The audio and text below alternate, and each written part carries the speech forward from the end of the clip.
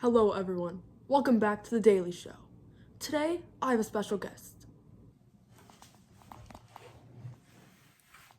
Please, introduce yourself. Hi, my name is Tiana Thompson, and me and my partner Alana De Jesus created the film The Stalker. It's a 2-minute opening scene about two girls who get kidnapped by a weird man in the middle of the day at a local one-on park. The scenes then continue on to show what happens in the girls' lives leading up to this tragic moment. So, Mrs. Thompson, how does your product use or challenge conventions, and how does it represent social groups or issues? There were some conventions that our film followed, yet there were some that we challenged. The Stalker follows the conventions of a horror thriller genre with suspenseful moments in the beginning, such as two girls getting kidnapped, and subtle hints of mise en scene placed throughout the project. Our film represents women and children and how they are the most commonly preyed upon victims of kidnapping. In the USA, there are over 2,300 kids that go missing per day and over 400,000 a year. 81% of those children kidnapped are 12 and older.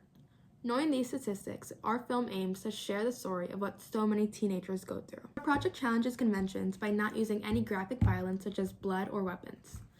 Another way the Stalker challenges conventions is by the kidnapping taking place during the day. The typical expectation of a kidnapping film would happen during the night in the dark. We chose to film during daylight to show that danger happens all around us and is not just lurking in the shadows. This brings attention to the unsettling feeling that nobody is safe anywhere and bad things can happen at any moment. How does your project engage with audiences, and how would it be distributed as a real media text? Our product engages with a teenage female audience by showcasing a relatable feeling. The fear that females go through throughout life. Constant fear. Starting the opening sequence straight off the bat with shock and suspense.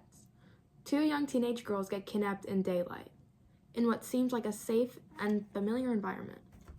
The sudden cut to 5 hours earlier engages the audience even further, introducing non-continuity. Our scene foreshadows the outcome, then takes the viewer back in time to piece together how the events unfolded. The switch to the girls getting ready then helps to create a connection between the audience and characters. If my partner and I decided to distribute this film opening, we would most likely go to a small film festival, such as the Freak Show Horror Film Festival in Orlando, Florida. It is a film festival that showcases independent horror films. To advertise the clip, we would post it on social media platforms such as TikTok or Instagram. We could also post it to small digital platforms like Vimeo or Dailymotion. If all goes well, we might even hope to share our ideas with big entertainment companies such as Netflix, Hulu, or HBO Max, since they are home to such a huge variety of horror and crime films. How did your production skills develop throughout this project? My production skills have developed drastically through this project.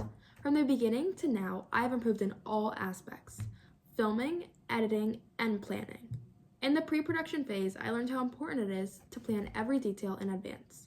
Creating a storyboard and shot list helped us visualize the scenes and stay organized on shooting days.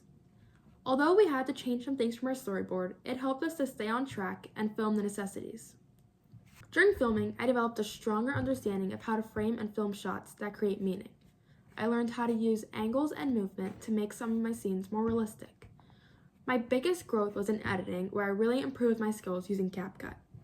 At first, I was just using basic cuts, but by the end, I was layering sound effects, applying filters, and adding transitions that gave my project a more realistic feel. I also learned how to time certain things in order to make it clearer and more understandable for the audience. Overall, this project helped me to become more confident in storytelling through visuals, and I now understand how each stage contributes to building suspense and engaging the viewer. How did you integrate technologies, software, hardware, and online in this project? While filming, we use hardware such as my iPhone 14 camera with the normal video setting to shoot all the footage, making it accessible and efficient for a fast setup. To keep shots steady, I use a tripod paired with a phone mount, and for the kidnapping scenes, I use handheld movements to create a more intense effect. I also use natural lighting since the scene takes place in broad daylight. I used CapCut to edit the entire video. It allowed me to cut clips for the scene, adjust sounds, and use a variety of special effects. I also used CapCut's text tools to add the 5 hours earlier writing to help develop the structure and to show a little bit of backstory. Transitions and sound effects were added through CapCut's built-in library in order to create the film. I used online platforms like Netflix and YouTube to research inspiration ideas and learn editing techniques. I also use my phone's notes app to plan out my script and shot list. Thank you all for joining me today, as we had a special guest, Tiana Thompson, talk about her creative critical reflection.